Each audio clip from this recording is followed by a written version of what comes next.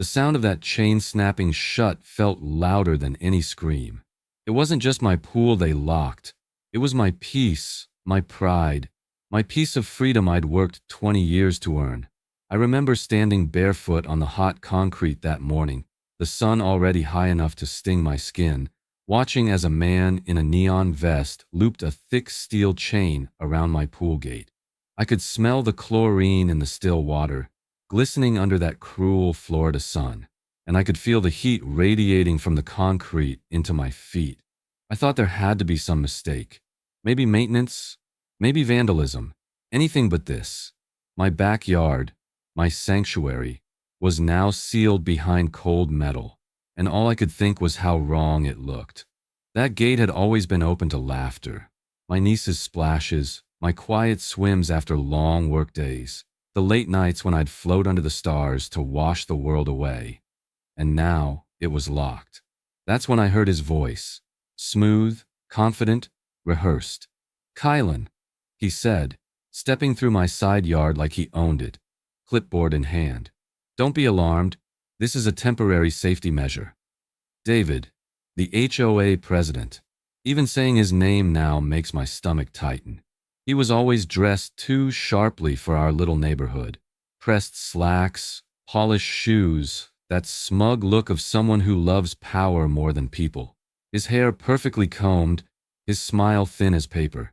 He called everything policy, when what he meant was control. "Safety measure?" I repeated, the words sticking to my tongue like sand. "You chain my private gate." He gestured toward the pool, pretending to study his clipboard. "We received several concerns about unsecured pool access. Liability issues, you understand. We're required to make sure all community pools meet current standards." I stared at him. "This isn't a community pool, David. It's mine. On my property." He tilted his head, that fake polite expression not budging. "The HOA has jurisdiction over all exterior fixtures visible from shared property lines. And this, unfortunately, falls under that description." The words hit harder than the heat on my back. Jurisdiction, community standards, liability. I'd read those words before, tucked inside the HOA handbook I'd signed years ago without a second thought, but never had I imagined they could twist them into something like this. "You can't do this, David," I said, stepping closer to him, my voice shaking between anger and disbelief. "This is private property." He gave a small chuckle, closing his clipboard with a snap. "Actually, Kylin, I can, and I already have." Behind him, the man in the neon vest clicked the padlock one last time and pocketed the key. The sound echoed like a verdict. The silence that followed was worse. My neighbor Lisa stood on her porch across the fence line, pretending to water her plants. Another neighbor's curtain shifted. No one said a word. No one ever did when David was involved. He had that kind of presence, the kind that made you second-guess your own rights. I tried to breathe, but the air felt thick. The smell of chlorine burned in my throat, mixing with the metallic scent of the chain. My fingers curled into fists. I wanted to rip that lock apart, to scream until someone listened. But David was still standing there, arms crossed, enjoying the power show. "Don't make this harder than it needs to be," he said softly. "You'll have your gate back once the board deems it safe for community standards." "Community standards?" I repeated. "You mean your standards?" He smiled, that faint dismissive smirk that said he'd already won. "You'll thank me later, Kylin. Safety is our top priority." Something in his tone told me he wasn't talking about safety at all. This wasn't about a loose latch or an unsecured gate. This was about control, about reminding me and everyone else on this street who really held the power here. When he finally turned to leave, I stood there staring at the glint of the padlock catching the sun. The water beyond it rippled in the wind, so close I could almost touch it, but not quite. My throat tightened. It wasn't just a chain around my gate. It was a statement, a boundary drawn by someone who thought he could decide what was mine. The man in the vest nodded to David, then walked off down the path, his boots crunching on the gravel. David lingered a moment longer, glancing over his shoulder. "If you touch that lock," he said, his voice low, controlled. "You'll regret it." Then he walked away. The sound of his footsteps faded, leaving only the buzz of cicadas and the quiet lapping of pool water against tile. I stood there in the silence, my heart pounding, heat radiating up my neck. Something inside me was shifting, not just anger, but something sharper, heavier. I didn't know it yet, but this was the moment everything would change. Because no one, no HOA president, no clipboard, no chain, was going to lock away what I had built with my own hands. When I bought this house 5 years ago, I thought I was finally safe. It had taken me almost 2 decades of double shifts, skipped vacations, and relentless saving to afford this tiny slice of peace.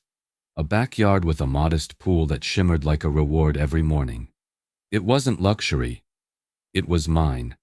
That first night I moved in, I remember standing by the water, telling myself I'd never let anyone take this away. Back then, I didn't know that peace can vanish without warning, not with noise or chaos, but with paperwork and polite smiles. David hadn't always been the monster he became. In the beginning, he was charming, too charming. The kind of man who showed up at every HOA meeting in crisp shirts and spoke in calm, reasonable tones that made people nod without realizing they were agreeing to less freedom. He'd walk door to door with his clipboard and the politician's grin, telling everyone he only wanted to keep the neighborhood safe and beautiful. He called himself a guardian of standards. I should have recognized the red flag in that word. Guardian. No one needs to guard something that isn't under threat. The first time I met him, he was pleasant. He complimented my garden, admired the neat layout of my yard, even joked that my pool raised property value for everyone. But a month later, that same voice carried a different tone. Suddenly, my pool fence was 1 inch above height limits. My porch light was too bright after 9 p.m. It was never personal, he'd say. It was policy. But I began to notice a pattern. Every policy he enforced landed on the same few homes. Mine, Lisa's next door, and old Mr. Garrison's place down the street. People who asked questions. I remember one evening at an HOA meeting. David stood before a small crowd of neighbors, smiling as he announced the new Community Safety Initiative. His voice was smooth as silk, confident and perfectly rehearsed. "We're implementing tighter safety standards around visible amenities," he said, glancing briefly in my direction. "Pools, sheds, outdoor wiring, anything that might pose a risk to our shared image or safety." Shared image. That was his favorite phrase. He spoke like the neighborhood was his company brand, and we were employees expected to represent it. A few of us objected, but he handled it the same way every time, by wrapping control and courtesy. He'd lower his voice, tilt his head slightly, and say things like, "I understand your concern, but rules are rules." And when someone pushed back harder, he'd smile wider and add, "You don't want to risk non-compliance penalties, do you?" Always a smile, always a threat hiding behind it. For months, I tried to ignore him. I kept my yard spotless, followed every written guideline, paid every fee on time. But it didn't matter. Once you question power, power notices. My first violation notice arrived in a cream-colored envelope that looked almost friendly. Exterior fixture improperly secured. It read. I blinked at it, confused. The fixture in question turned out to be a garden hose that had been left draped over my fence after washing the patio. A hose. He fined me $50 for it. That was when I started reading the HOA bylaws closely. It was tedious, full of legal jargon, but I needed to understand what he could and couldn't do. That's when I learned something that made my pulse quicken. HOAs cannot claim authority over privately titled amenities that aren't shared property. My pool, my yard, my gate, those were mine, not the HOA's. That line of text should have protected me, but David knew something I didn't yet. Most people don't have the time or courage to fight back with paperwork. The next few weeks were quiet, too quiet. Then one morning, Lisa came over, holding a glossy HOA newsletter. "You might want to see this," she said. My stomach twisted before I even looked. On the cover, printed in full color, was a photo of a sparkling pool, my pool. My white fence, my potted palms, even the blue floaty my niece had left last summer. The headline read, Community Standard of Excellence. Safe, clean, compliant living. I stared at it, unable to breathe. My backyard, my private space, had become their advertisement, their proof of excellence. They hadn't asked, they hadn't warned me. They'd taken something personal and used it to sell their version of control. I felt my hands trembling as I flipped the page, reading David's message printed neatly at the bottom. We thank all homeowners who comply and help us maintain our shared vision of safety. My pool, my photo, my name left out, my ownership erased. That was the moment I realized this wasn't about rules or safety. This was a territory war, and David had just drawn his battle lines across my backyard. The letter arrived on a Thursday morning, wrapped in that kind of official envelope that makes your stomach turn before you even open it. Thick paper, stamped in blue ink, the words certified mail, glaring like a warning. I stood at my mailbox for a long time, just staring at it, already knowing it was from the HOA. Somehow I could feel David's fingerprints all over it. The chain on my pool gate hadn't been enough. Now he was putting it in writing. Inside, the letter was worded with surgical precision, cold, formal, and terrifyingly final. Effective immediately, the pool located at Lot 22B shall be considered temporarily under HOA management pending further safety evaluation. Access is restricted until compliance verification is complete. For a few seconds, I couldn't even process it. My backyard, my property, was now under management. I read the sentence over and over again, my eyes burning, my pulse pounding so hard I could hear it in my ears. They hadn't asked for permission, hadn't notified me beforehand. They had simply declared authority as if my name on the deed didn't matter. By the time I finished the last paragraph, my hands were shaking. At the bottom, there was a typed signature, David Harlan, HOA President, and beneath that, his handwritten note in blue pen, non-compliance will result in legal and financial consequences. I don't know what hit me harder, the arrogance or the threat. It wasn't even hidden this time. They weren't pretending it was about safety anymore. This was about power, about humiliation. I called the HOA office immediately, and of course David answered. His tone was casual, almost amused, like he'd been waiting for me to call. Kylin, he said, his voice syrupy smooth. I assume you've read the letter. You can't just take over my property, I said, trying to keep my voice steady. He sighed, as if I were a stubborn child. No, one's taking anything. The board is simply ensuring all amenities meet our standards. Once it's verified, access will be restored. Assuming you cooperate. Cooperate? The word came out bitter. You mean obey. A pause. Then softly, you really don't want to test the limits of non-compliance, Kylin. Trust me. The line went dead. For a long time, I just stood there in the kitchen, staring out the window toward the chained gate glinting in the sun. The pool water looked still, undisturbed, but I felt like I was drowning anyway. I had bought this home as a place of independence, a symbol that I could stand on my own after years of scraping by. Now it felt like every piece of it was being peeled away. First the gate, then the rules, now the ownership itself. That night, I barely slept. I kept rereading the letter, each line feeling heavier. My hands kept brushing the edge of the paper as if touching it could make it less real. But somewhere in that fog of panic, a small voice inside me whispered, "Check the records." The next morning I drove to the county clerk's office downtown. It was an old brick building that smelled like dust and paper, with faded flags fluttering outside. The woman at the counter, a soft-spoken clerk named Marcia, took one look at my letter and frowned. "They're claiming temporary management of a privately titled property?" she said, her brows knitting. "That's unusual. I just want to know if they can do this," I said. "Legally."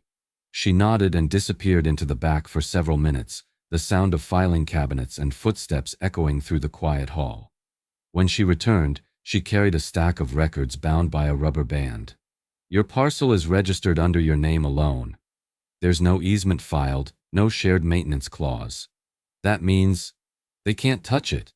I finished for her, feeling hope flicker for the first time in weeks.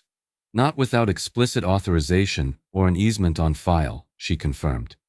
If there's no record, they have no jurisdiction. They can suggest, but not enforce. I felt my breath catch. For the first time since this nightmare began, I had something solid. A piece of truth to stand on. But Marcia wasn't done. She glanced down at another folder, then looked back at me with concern. "But there's something strange here," she said quietly. "Your HOA filed a report last month. A community safety report. It references your property specifically. Claims your pool presented a hazard to neighborhood children. That's a lie," I said immediately. "I've got a 6-foot privacy fence. No one can even see it unless they trespass." She hesitated. "They attached photos, too." I felt the blood drain from my face. "Photos?" Marcia nodded, sliding a few printed pages across the counter. There it was, my backyard, my fence, my pool. The same photos they'd used in that glossy newsletter, now rebranded as evidence. "They filed this as part of their justification for management authority," she said softly, "but the document number doesn't match the standard county form. It's a mock-up. Something they created themselves." I leaned against the counter, the floor seeming to shift beneath me. "So they faked it." "Looks that way," Marcia replied, her tone low and deliberate. She leaned in closer, her voice dropping to a whisper. "But Kylin, if they falsified a report and filed it under a public office code, that's fraud. And fraud is something you can fight." I looked at her, my heart still pounding, hope mixing with disbelief. "Fight how?" A small smile crossed her lips. "You might have a way to turn this around."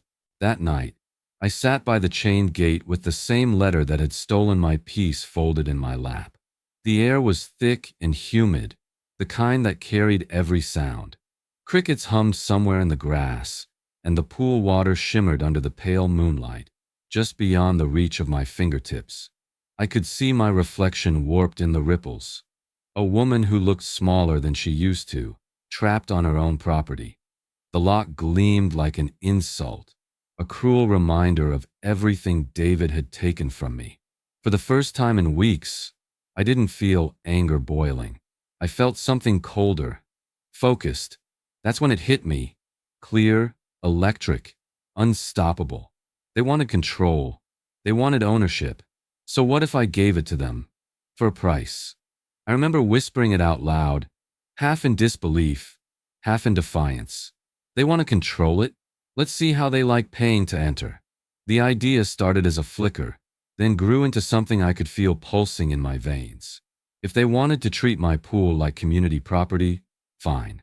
I'd turn it into something that legally belonged to the public, but managed entirely by me. Not a charity, a business. A business David and his board couldn't touch without breaking actual laws. That thought jolted me upright. I went inside, grabbed my laptop, and started searching. I didn't even know what I was looking for yet. Just the words that might make it real. Home-based business license, private property spa permit, residential wellness zoning.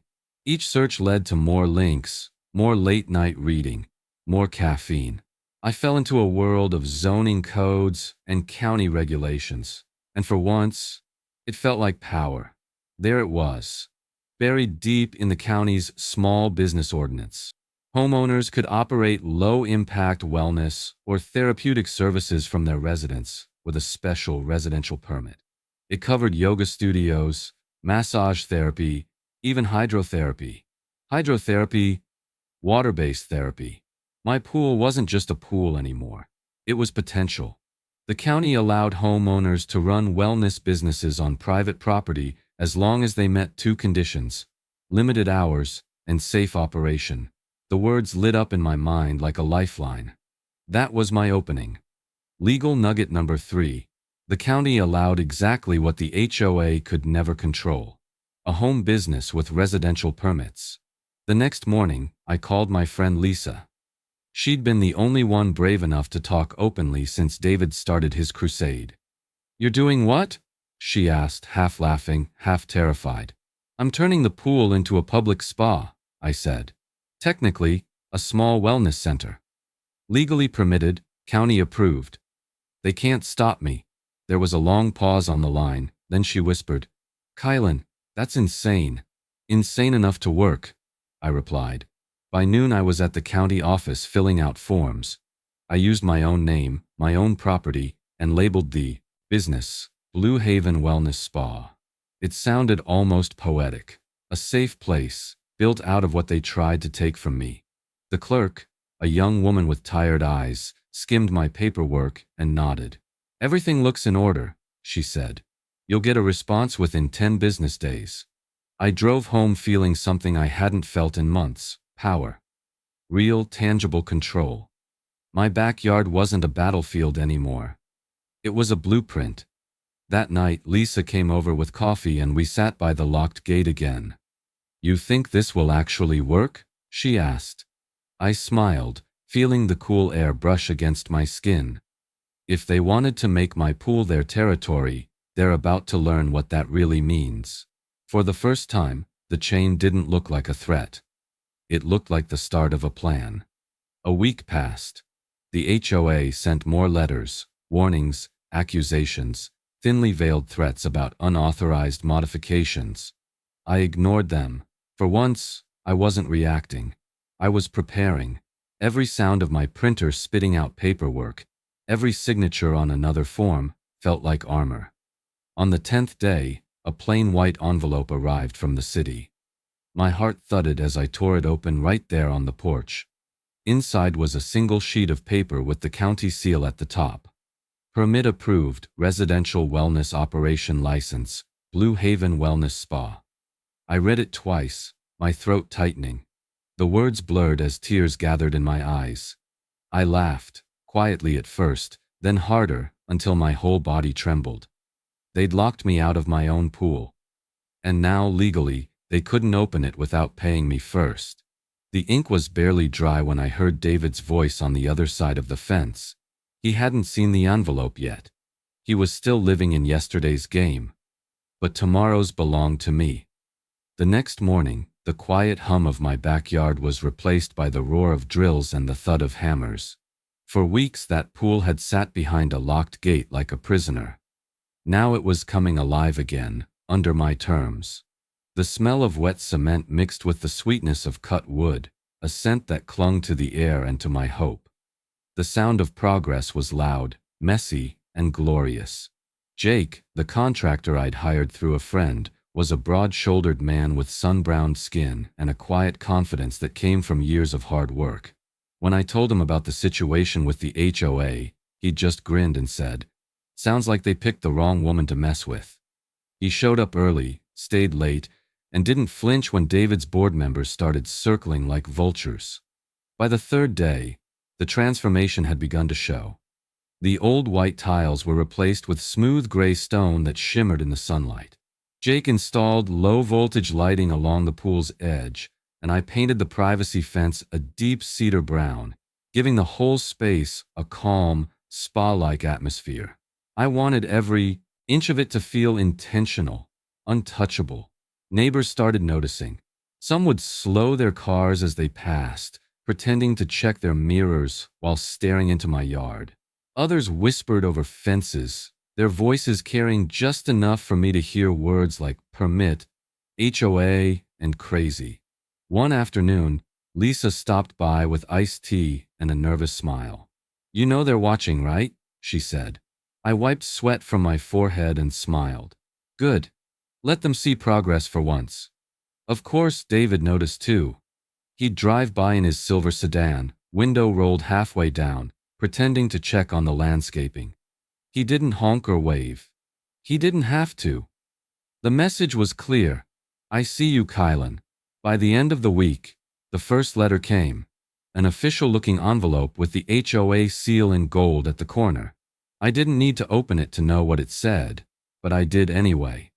Cease unauthorized modifications immediately. Your ongoing construction violates Section 4, Article 7 of the Community Aesthetic Standards. Non-compliance will result in penalties and potential lien placement. I laughed out loud, the sound surprising even me. My business permit hung framed by the front door, still crisp and clean, stamped with the county seal. I took the letter, taped it beside the permit, and went back to the backyard. The drills kept humming, the sawdust kept flying, and I kept smiling. Legal Nugget 4. Under state and county regulations, a government-issued property or business permit supersedes any restrictive aesthetic rule imposed by an HOA. Once the county approves it, the HOA's opinion becomes just that, an opinion. By the second week, the construction zone had transformed into something beautiful. The once simple backyard was now a sanctuary. The pool shimmered a deeper blue, framed by potted palms and smooth slate decking. A small water feature spilled over into the pool, the sound soft and steady, like breathing. Every detail mattered: aromatherapy lights, privacy screens, and a small changing area Jake built near the fence. The spa was almost ready. But peace never lasted long in this neighborhood. Late one afternoon, as the workers packed up, a familiar figure appeared on the other side of the fence. David. His pressed white shirt glowed under the fading light, and his face carried that same smug expression he'd worn the day he'd chained my gate. He held a folder under one arm and walked up the path like it belonged to him. "Evening, Kylin," he said smoothly, eyes scanning the new decking. "Busy week, I see." I met him halfway, wiping my hands on a towel. "Just doing some improvements. Nothing your HOA needs to worry about." He gave a small chuckle. "You're quite the entrepreneur now, aren't you? Though I have to say, your little project might not last long." He opened the folder and slid a paper toward me. "This is an official cease and desist order from the board. You're operating an unapproved business within HOA limits." I took the document, glanced at it, then lifted my gaze to meet his. "Operating legally under a county-issued permit," I corrected, tapping the seal printed at the top of my own license hanging by the door. "It's public record, David. You can check it yourself." His jaw tightened, the first crack in his composure. "You think that piece of paper means you can defy the board?" I stepped closer, lowering my voice. "No, it means the board can't defy me." For a second, the only sound was the bubbling of the new water feature and the faint hum of cicadas in the distance. He didn't like silence. It left him no room to manipulate. Finally, he forced a thin smile. "You've made a mistake, Kylin. One you'll regret." Then he turned and walked away, leaving the cease and desist order fluttering in my hand. I didn't tear it up. I didn't shout. I just pinned it beside the others on my kitchen wall. A growing collage of everything they'd thrown at me. Every threat, every violation notice, every ounce of intimidation. They'd all become part of the same thing. Proof of how far I'd come. Outside, the lights around the pool flickered on, casting soft ripples of gold across the water. My reflection stared back at me, calm but resolute. This wasn't just my backyard anymore. It was my stand. For a while, I thought the worst was behind me. The spa was finished, the lights were glowing, and I finally felt like I could breathe again. But peace, in this neighborhood, never lasted long. The first sign came one humid morning when I heard a sharp knock at my door. Two men stood there in orange vests, clipboards in hand. "We're here for a property safety inspection," one of them said. "Inspection by who?" I asked, already knowing the answer. "By order of the Homeowners Association," he replied without looking up. I laughed, though it didn't feel funny. "You mean the same HOA that lost jurisdiction over my property?" They didn't respond. They just walked straight to the backyard, ignoring me, their boots scuffing across my walkway. They didn't measure anything or check a single system. They just took photos. Dozens of them. Every angle, every corner. When I asked for identification, they refused and left without a word. That night, A letter appeared taped to my door, another violation notice. Apparently my new lights were too bright and posed a disturbance to the neighborhood's nighttime aesthetic. It was absurd, but that was the point. They weren't enforcing rules anymore. They were trying to exhaust me, and it worked, at least for a while. The noise complaints started next.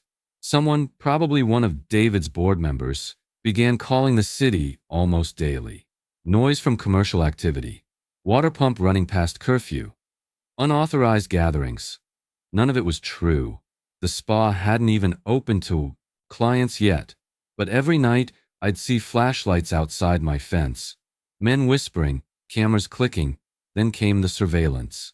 I found a small black camera mounted on the community lamppost facing directly into my yard, the kind of model you could buy online for $30. When I called the HOA, they claimed ignorance, saying it was part of a security upgrade. But I knew David's voice too well to mistake the tone of arrogance in his voicemail. "If you have nothing to hide, you shouldn't be worried," he said. Sleep became impossible. I'd lie awake listening for footsteps, every creak of the wood sounding like someone watching. My dreams were filled with the clink of that chain, the one that had started it all. By the third week, I was running on caffeine and nerves. My reflection in the mirror looked hollow, eyes ringed with exhaustion, shoulders tense as wire. One night, I heard glass shatter.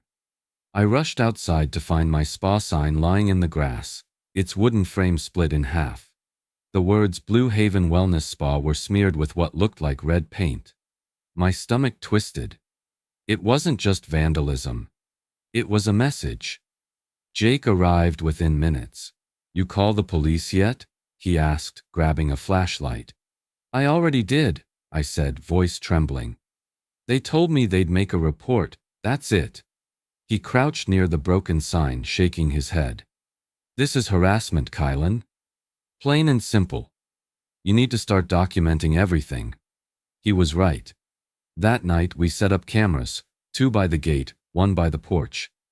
Every sound, every light flicker, every car that passed too slow, we recorded it. Legal Nugget 5. In most U.S. states, recording activity visible from your own property is completely legal, and consistent documentation can form the backbone of a civil harassment case. The footage piled up fast. We caught men loitering near my fence after midnight, letters being slipped under my door, even one of David's board members taking pictures of my house. Jake helped me label every file, timestamp every image. "They want to scare you into quitting," he said. "But this time, they're leaving the evidence behind." Still, the pressure built like a storm. There were moments, sitting alone on my porch, when I questioned everything. What was I even fighting for? Was the pool worth this? The sleepless nights, the fear, the constant paranoia. One evening, as the cicadas screamed and the air hung heavy with the smell of rain, I whispered to myself, maybe I should just give up. The words barely left my mouth when I heard the front door slam open. Jake stormed in, his face pale and furious, a laptop clutched in his hand. "Kylin," he said, his voice shaking, "you need to see this email thread." He turned the screen toward me. My breath caught. There, on the display, was a string of emails between HOA members, my name bolded in every message. Subject line, objective, remove, non-compliant homeowner. They weren't just harassing me, they were planning something bigger, something worse. I didn't sleep after reading those emails. My mind kept replaying the subject line, objective, remove non-compliant homeowner. Every message between David and his board members was filled with arrogance and malice. They weren't protecting the neighborhood. They were conspiring to destroy one homeowner who had dared to stand up to them, and that homeowner was me. By morning, my fear had burned into something sharper.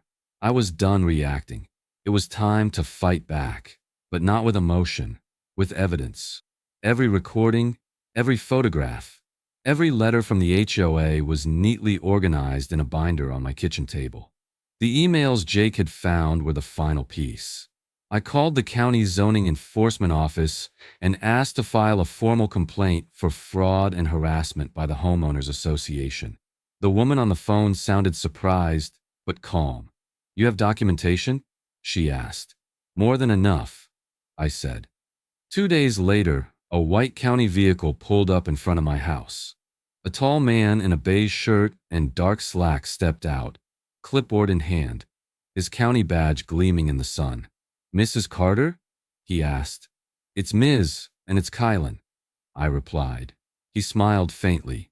Name's Harris, County Zoning and Code Enforcement. Got your file. He flipped through several pages, raising his brows as he read. Looks like quite a situation you've got here. That's one way to put it, I said. When we walked into the backyard, his eyes immediately went to the padlocked gate. That chain doesn't belong here, he muttered. And these notices, these are HOA forms, not county documentation. I handed him the letter David had sent declaring my pool temporarily under HOA management. He read it twice, his frown deepening. They don't have the authority to do this. Not without a county easement. That's what the clerk said, I told him. But they filed a report claiming my pool was unsafe. He flipped another page, scanning the document. This report's format is off. And, hold on, he tapped the paper. They listed an inspection code that doesn't exist. So it's fake? Tampered with, he confirmed. They pulled a legitimate county template and edited it to look official. That's a serious offense. For the first time in months, I felt air rush into my lungs like I could finally breathe. What happens now? I asked. Mr. Harris's tone hardened. We'll verify the forgery through our records and then issue a citation. If the board submitted falsified documents, that's not just a civil issue. It's fraud under state law. Legal Nugget 6. Under most U.S. property statutes, falsifying or altering official safety documents constitutes fraud, punishable by fines or even removal of HOA board members. We spent the next hour walking the property. Mr. Harris took photographs of everything: the chain, the fence, the spa permit, even the old newsletters. With my pool photos, his professionalism was steady, deliberate. Every click of his camera felt like justice being recorded, one snapshot at a time. Then, as if summoned by the sound of accountability, David appeared. He strode down the path, his polished shoes crunching on the gravel. "Excuse me," he said sharply. "This is private HOA business. You can't just—" Mr. Harris turned, flashing his badge. "County Zoning Enforcement. You'll want to watch your tone, sir." David froze mid-step. "You can't just walk onto this property without—" "I'm standing on Ms. Carter's property," Harris cut in. "And I'm investigating a fraudulent report submitted under your association's name. Care to comment?" David's face paled. "There must be some mistake." "Then you'll have no problem providing the original unaltered form," Harris said, scribbling something on his clipboard. For once, David had no words. His lips tightened as he took a half-step back, eyes darting toward me. I didn't say anything. I just met his gaze and let silence do the talking. By the time Harris left, he had everything he needed. "You'll get a written update within 10 days, he said. "But I can tell you this much now. The HOA's in trouble." 2 weeks later, an official county letter arrived. Not the kind that made my stomach drop, but the kind that made me feel vindicated. The county had found significant procedural and ethical violations in the HOA's filings. They fined the association several $1,000s and issued a formal warning against further interference with private property. The letter closed with one perfect line: "The homeowner, Ms. Kylin Carter, retains full jurisdiction over her private amenities." I pinned that letter above my desk. For the first time, I smiled at a piece of mail from the government. But the celebration didn't last long. That evening, as the sun set, I saw David standing by the curb, hands clenched at his sides, jaw tight. The look in his eyes wasn't defeat, it was fury. He took a slow step forward, his voice low and cold. "You think you've won, Kylin? Watch me." The county hearing room smelled like old wood and paper, a mix of polish, dust, and tension. The walls were paneled in oak, the floor gleamed beneath the fluorescent lights, and every sound echoed like it mattered. I sat at the petitioner's table, palms pressed together, trying to steady my breathing. The words Carter versus Westbrook Estates Homeowners Association were printed on a small white placard in front of me. Seeing my name beside theirs felt surreal. This wasn't a neighborhood squabble anymore. This was war. David sat across the room, perfectly groomed in a dark suit that probably cost more than my monthly mortgage. His attorney, a tall man with slicked back hair and an attitude that screamed arrogance, shuffled through a stack of papers. The rest of the HOA board sat behind them in stiff rows, whispering like churchgoers waiting for confession. Jake sat to my left, laptop ready. He gave me a reassuring nod, the kind that said, "We've got this." I wasn't sure if I believed him yet, but I needed to. My pulse pounded in my ears as the clerk called the hearing to order. "All rise." The judge entered, a middle-aged woman with silver hair tied neatly behind her head. Her gaze was sharp, analytical, the kind that could cut through pretense with a glance. She didn't look like someone who tolerated nonsense, and for the first time, I felt a flicker of hope. David's attorney spoke first, his tone smooth and dripping with confidence. "Your Honor," he began, "this case is a misunderstanding. The association acted in the best interest of the community. My client, Mr. Harlan, merely enforced safety protocols." He gestured toward me with practiced restraint. "Ms. Carter has repeatedly refused to comply with regulations designed to protect residents from potential hazards. This case is less about harassment and more about maintaining order." Every word felt like a slap. I wanted to interrupt, to tell her the truth right then, but Jake's quiet hand on my arm stopped me. "Wait," he whispered. When it was my turn, I stood. My voice trembled at first, but I found its rhythm the moment I looked at David. "Your Honor," I said, "I am not a rule breaker. I followed every guideline, paid every fee, and respected my neighbors. What I haven't done is surrender my property to people who think their signatures outweigh my deed." The judge's eyes flicked toward me, interested. I went on. "The HOA didn't act for safety. They acted for control. They falsified reports, filed fraudulent documents, and even used my private property in their marketing materials without consent." I turned to Jake. "Play the footage." He tapped the keyboard, and the screen on the court monitor lit up. First came the video of the fake inspectors, men with no county IDs, snapping photos of my pool. Then the footage of David's board members slipping letters under my door. The room grew quieter with each clip. Finally, Jake opened the email thread, the one labeled "Objective Remove Non-Compliant Homeowner." The subject line filled the screen in bold letters. There was a collective gasp from the audience benches. David's attorney shifted uncomfortably. The judge leaned forward. "Mr. Harlan," she said sharply, "did your board authorize these communications?" David cleared his throat, adjusting his tie. "Those emails were taken out of context, Your Honor. Internal discussions, internal conspiracies," I corrected. My voice was stronger now, steady. "They called me a liability. They plotted to remove me from the neighborhood. They even vandalized my property." The judge's gaze flicked from me to David. "Do you have proof of this vandalism, Ms. Carter?" Jake pulled up the footage of my spa. Sign, split, splattered with red paint. David's attorney stood abruptly. "Objection. Irrelevant." "Overruled," the judge said without hesitation. I caught David's reflection in the polished table, his jaw tightening, his hands gripping the edge of his chair.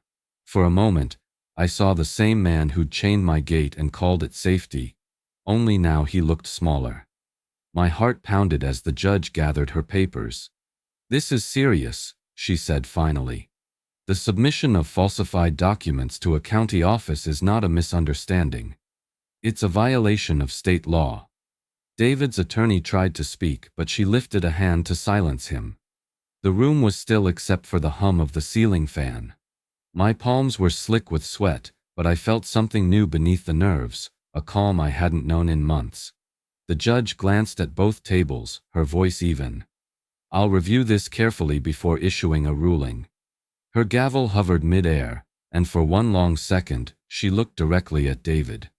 Her expression gave nothing away, no hint of anger, no trace of approval. Just silence. Then she lowered the gavel halfway, pausing before it struck. The sound never came. When the gavel finally came down, the sound cracked through the courtroom like thunder. For a second, I couldn't breathe. My heart pounded so loud I almost didn't hear the words that followed, but then the judge spoke, clear and deliberate. After reviewing all submitted evidence, testimony and documentation, the court finds in favor of the plaintiff, Ms. Kylin Carter. The room went utterly still. The hum of the air conditioner, the scratch of pens, even the shuffling of papers, everything stopped. I stared at the judge, trying to process the words. I'd imagined this moment 100 times, but hearing it out loud felt unreal. The Westbrook Estates Homeowners Association, she continued, is hereby found guilty of harassment, fraudulent filing, and misuse of authority under the community charter.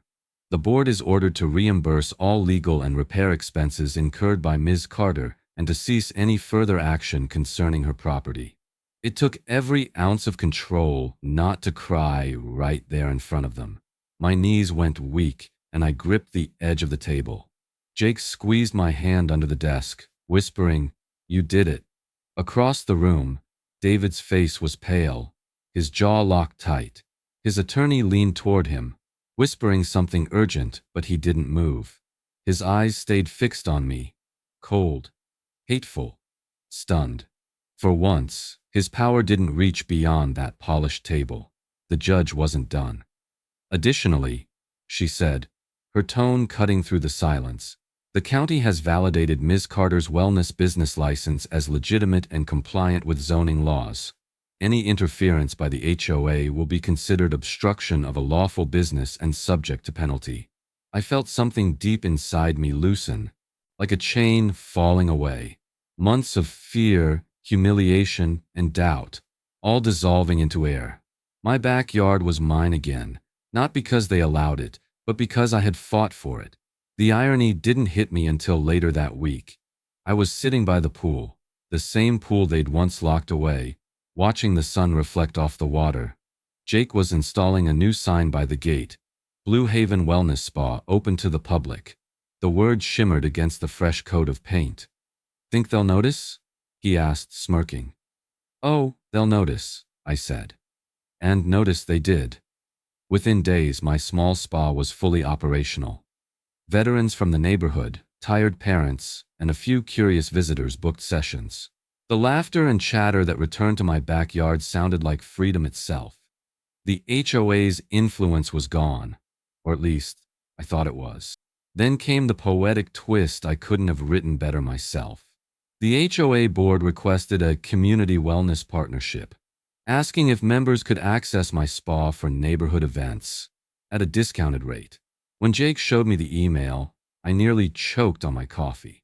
"They want to pay to use the pool they locked you out of," he said, grinning. I laughed until tears rolled down my cheeks. "They chained it to stop me," I said, shaking my head, and I turned it into their invoice. We framed that email too.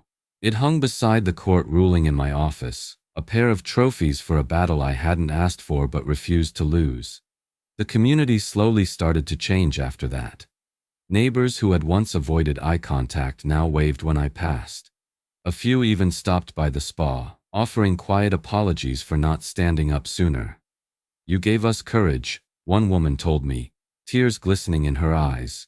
"We just needed someone to prove they could be beaten." For the first time in a long while, I felt peace again. Real peace. Not silence born from fear, but quiet built on victory. The sunset painted the water gold that evening. I leaned back in my chair, the soft murmur of the fountain filling the air, and thought about how far I'd come. From a locked gate to a courtroom, from a chain to a business license, every moment of pain had led to this calm.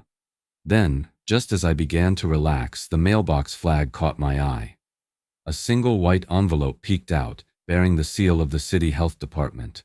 My stomach tightened. The address was official, the kind of paper that didn't bring good news. I tore it open with shaking hands.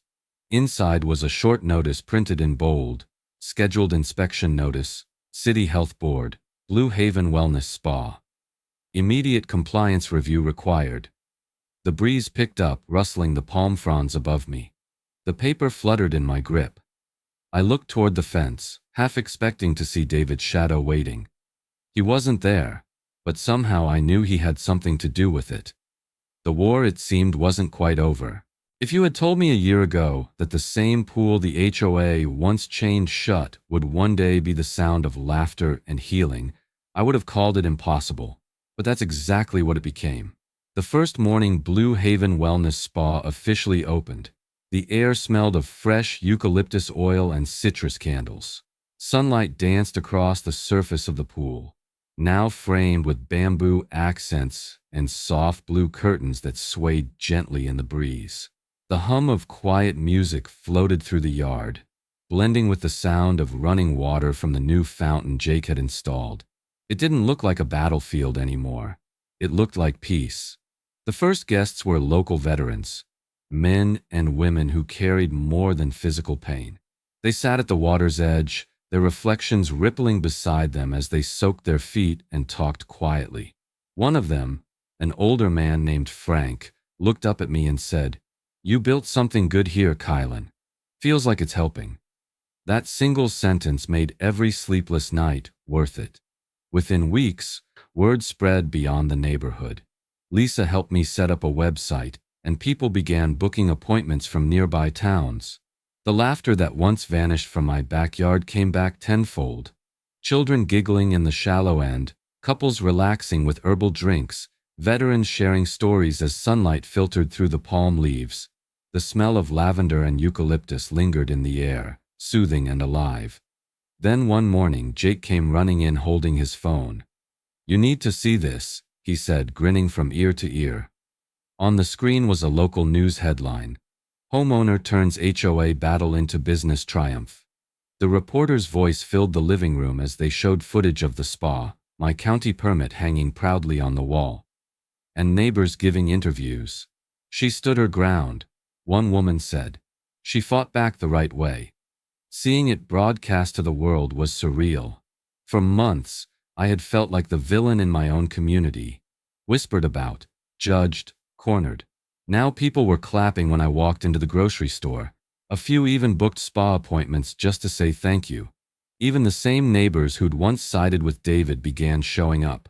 They'd walk through the gate hesitantly at first, making excuses, just curious how it turned out, or needed some relaxation after a long week. But I didn't hold grudges. I greeted every one of them with a smile, because the real victory wasn't in the lawsuit. It was in reclaiming what they'd tried to take: my peace, my dignity, my home. Every evening, I'd sit by the pool after closing hours, the water glowing under the soft garden lights, and think about how far I'd come. The chains were gone, the fear had faded, and the only thing that filled the air now was calm. But peace, I've learned, is a fragile thing. It can shift without warning. That night I poured myself a cup of tea and stepped out onto the deck. The crickets were singing again, their chorus mixing with the gentle splash of the fountain. My phone buzzed on the table. At first I didn't recognize the number. The message was short. No name, no greeting, just 5 words that made my stomach drop. "They're not done with you." The phone slipped from my hand and hit the deck with a dull thud.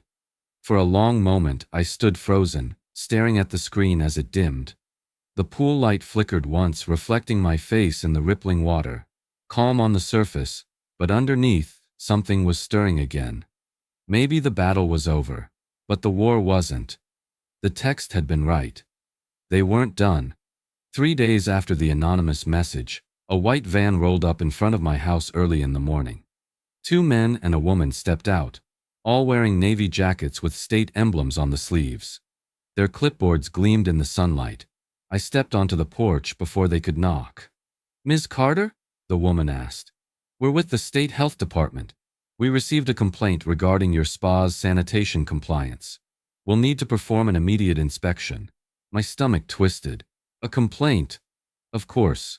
I didn't need to ask who filed it. Behind the inspectors, I caught a glimpse of David's silver sedan parked 2 houses down. He was sitting behind the wheel, sunglasses on, pretending to check his phone. My blood ran cold. "Of course," I said evenly. "Come in. You'll find everything spotless." They walked through the spa with slow, deliberate steps. I followed them in silence, heart pounding as they swabbed railings, tested the water, and took notes. Every sound, the scrape of metal, the scribble of pens, felt amplified. I tried to keep my face calm, but inside I was reliving every moment of the past year. The chains, the letters, the courtroom. Was this how it would all crumble? After nearly an hour, the lead inspector turned toward me. "Ms. Carter," she said, adjusting her glasses, "you maintain excellent compliance. Your water quality exceeds state standards, and your facility is one of the cleanest I've seen." For a second, I thought I'd misheard her. I'm sorry, what?" She smiled.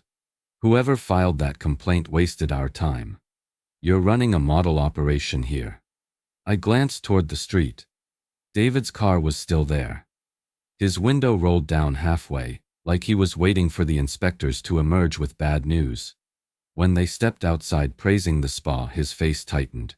The inspectors shook my hand, thanked me for my cooperation, and left. I thought that was the end of it, until Jake jogged over from next door, breathless and grinning. "You're not gonna believe this," he said, holding up his phone. "Remember the camera we installed on the side gate? It caught everything." He tapped the screen, and my stomach flipped again, but this time in disbelief. The video showed David stepping out of his car minutes after the inspectors left. He intercepted them at the curb, glancing around before pulling an envelope from his jacket. His voice was clear enough to catch through the mic. "Maybe we can find some violations next time," he said, sliding the envelope toward one of the inspectors. The inspector stepped back, shaking their head, then drove off. David looked around nervously before storming back to his car. Jake's grin widened. "Caught. On. Camera." That night, we uploaded the footage online. Every second of it. No commentary, no edits, just truth, laid bare for the world to see. As the clip began to spread, I found myself sitting by the water again, phone in hand, the glow of the screen reflecting across the ripples. "For once," I whispered, my voice trembling, "the truth didn't need a courtroom. It just needed light." The next morning, my phone buzzed non-stop. News outlets were calling. Neighbors were sharing. The view count climbed past 100,000 before noon. By sunset, the video had gone viral. By the next morning, my quiet street was anything but. Cars lined both sides of the road, reporters, photographers, even curious neighbors who hadn't spoken to me in months. The video of David's bribe had spread like wildfire overnight. Every local news channel ran the story. HOA president caught attempting to bribe state inspectors. When I stepped outside to get the paper, cameras flashed. For once, they weren't there to shame me. They were there to expose him. David's kingdom of paperwork and intimidation had collapsed in less than 24 hours. By the end of the week, the county had launched an official investigation into the HOA's financial records. The state attorney's office confirmed what everyone suspected: falsified reports, misused community funds, even personal payments to contractors for special favors. The evidence was overwhelming. The entire board was forced to resign, every one of them scrambling to distance themselves from David. He didn't show his face again after that. The last thing I heard was that he'd lawyered up, facing potential charges for fraud and obstruction. The man who once strutted through our neighborhood with a clipboard and a fake smile was now just a headline. But the biggest blow came a month later, when the county council voted to dissolve the HOA completely. Dissolved. The word itself felt like an exhale that had been trapped in my chest for a year. The power that had ruled every yard, every fence, every pool on this street, gone. Replaced by something simpler, something fair. Self-governance. When the announcement came, neighbors gathered outside my house. Some were clapping, others just stood quietly, looking relieved. Lisa hugged me so hard I could barely breathe. "You did it," she whispered. You didn't just win, you freed everyone. I looked around at the same houses that had once felt like cages, now lit by the soft glow of porch lights instead of fear. For the first time, the air felt light again. That night, I sat beside the pool under a pale orange sunrise, the same place where it had all started. The water rippled gently in the early breeze, golden reflections dancing across the surface. I dipped my hand into it, feeling the warmth spread through my fingertips. They tried to lock me out, I said softly, but I opened the gate for everyone. It wasn't about revenge anymore. It was about reclaiming dignity, about proving that power doesn't belong to the loudest voice. It belongs to the one that refuses to be silenced. The spa was still running strong, but now it meant something more. It wasn't just my business, it was a symbol. People drove from miles away just to see the place that beat the HOA. Some came for the therapy, others just to thank me for standing up when they hadn't known how. As the morning light shimmered across the water, I thought of all the homeowners still fighting their own battles. People like me, tired, scared, but unwilling to bend. To them I'd say this: never hand over your rights just because someone claims authority. Stand for your home, your name, your peace, no matter how powerful they seem, because sometimes the only way to break chains is to build something stronger than fear. I looked straight into the camera mounted near the spa sign, took a deep breath, and ended my story the same way I had lived it, honest and unshaken. What would you have done? I asked. Tell your HOA story below and watch what happens in the next chapter.